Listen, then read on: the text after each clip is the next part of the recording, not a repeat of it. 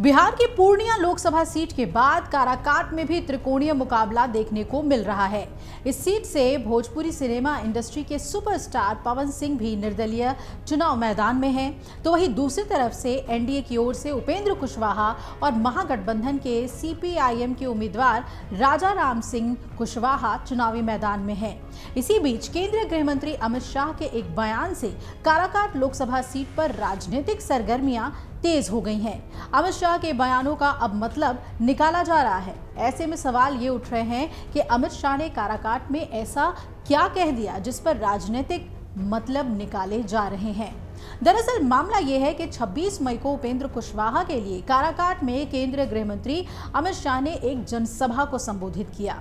इस दौरान उन्होंने कहा कि काराकाट को माले वालों से बचाना है तो एक ही विकल्प है, एनडीए के प्रत्याशी उपेंद्र कुशवाहा। जरा सुनिए कि उन्होंने क्या कुछ कहा। मैं आज बताना चाहता हूं, झारखंड का बुरा पहाड़, चकरबंदा, ये सारे क्षेत्र को नक्सलवाद से मुक्त कराया। यहां पर सुशील सिंह जी बैठे हैं, उनका क्षेत्र हो या काराकाट हो, नक्सलवाद से पूर्णतया मुक्त कराने का काम नरेंद्र मोदी ने किया है। और भाइयों बहनों, थोड़ा सा भी गलती किया, वोट बिगाड़ा, इधर उधर गए तो माले आएगा और फिर से नक्सलवाद को बढ़ाने का काम करेगा। काराकाट वालों, अगर माले को रोकना है तो आपके पास एक ही विकल्प है, उपेंद्र कुशवाहा और नरेंद्र मोदी ही विकल्प है, नरेंद्र मोदी। भाई तो सुना आपने अमित शाह को, उनका साफ कहना है कि माले वालों से बचाना है तो एक ही विकल्प है और वो है उपेंद्र कुशवाहा। शाह यही नहीं रुके, उन्होंने तो यहां तक कह दिया कि उपेंद्र कुशवाहा को जीत दिलवाइए, इनको बड़ा आदमी बनाना भाजपा का काम है। जरा सुनिए उन्होंने संबोधन के दौरान क्या कुछ कहा। उपेंद्र कुशवाहा जी बड़े नेता हैं, एनडीए के नेता हैं। आप उनको यहां से कोई भी किंतु परंतु करे बगैर संसद में भेजिए, उनको बड़ा आदमी बनाने का काम भारतीय जनता पार्टी करेगी। भारतीय जनता पार्टी।